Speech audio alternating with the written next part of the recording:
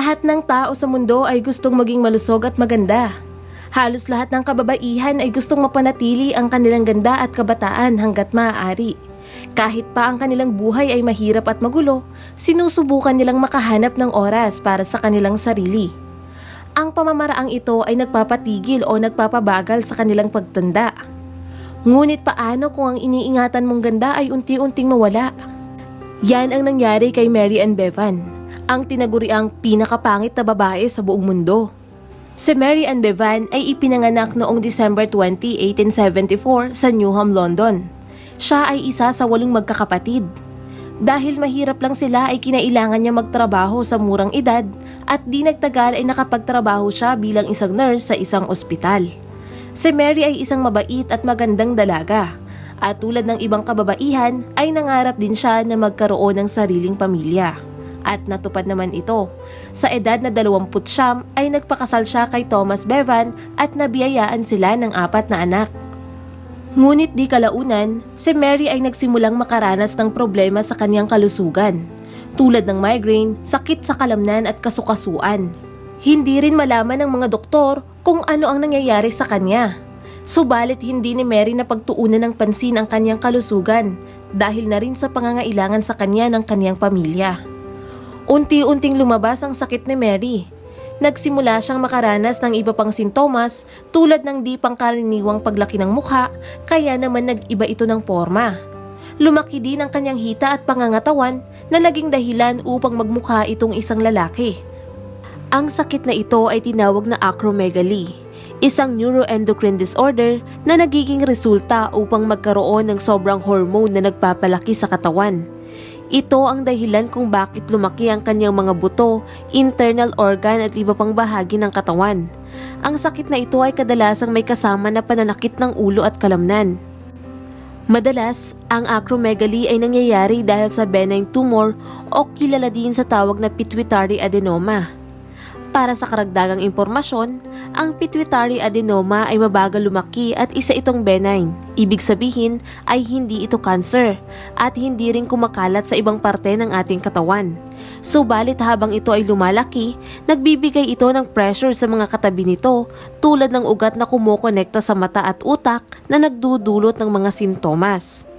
Sa kasalukuyan, ang sakit na ito ay nagagamot na ng mga doktor. Ngunit noong mga panahon na nabubuhay pa si Mary ay araw-araw niyang nasasaksihan ang pagkawala ng kanyang kagandahan.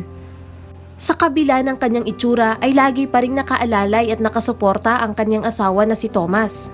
Ngunit matapos ang 11 taon nilang pagsasama ay pumanaw ito.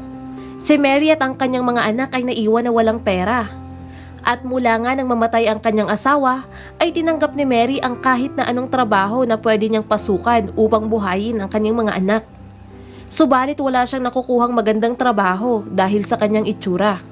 Ang mga tao sa kalye ay walang ginawa kundi kutyain at pagtawanan siya, kaya naman ang bawat araw sa kanya ay isang malaking pagsubok. Lalo pang lumala ang mga pangyayari at sitwasyon ni Mary. Hanggang sa nalaman niya na mayroon palang contest para sa pinakapangit na babae sa buong mundo.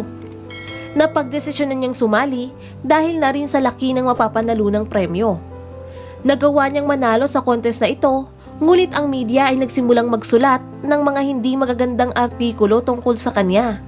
Masakit kay Mary na mabasa ang mga ito. Pero dahil sa kanyang pagkapanalo ay nagkaroon siya ng regular na income.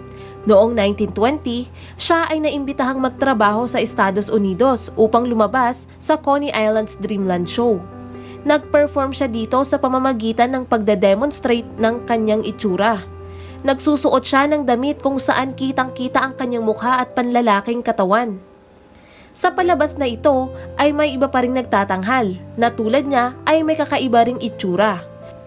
Tulad ng babaeng may balbas, mga higante, unano at ang Siamese twins. Lahat sila ay may kakaibang itsura na kailangan mapatao ang mga tao at iparamdam sa kanila na may kakaiba silang nakita.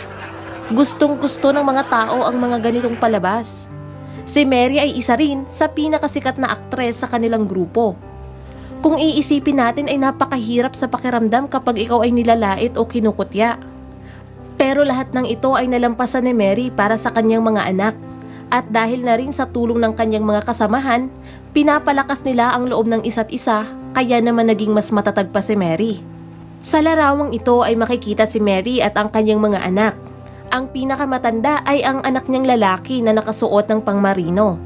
Ang kanyang mga anak na babae ay nakasuot ng magagandang damit, pati na rin ang bunsong lalaki. Noong panahon na kinuhaan ang litrato na ito ay hindi pa ganoon kauso ang studio photoshoot. Sa larawang ito ay makikita ang pagmamahal at pag-aalaga ni Mary sa kanyang pamilya. Halos lahat ng kanyang oras ay ginugol niya sa pagtatrabaho sa sirkus upang matustusan ang pangangailangan ng kanyang mga anak. Isang beses lang siyang nabigyan ng pagkakataon na makauwi sa Europa. At nangyari ito noong 1925 nang bumisita siya sa Paris bilang parte ng isang exhibition. Sa kasamaang palad, karamihan sa mga taong may acromegaly ay hindi nabubuhay ng ganoon katagal.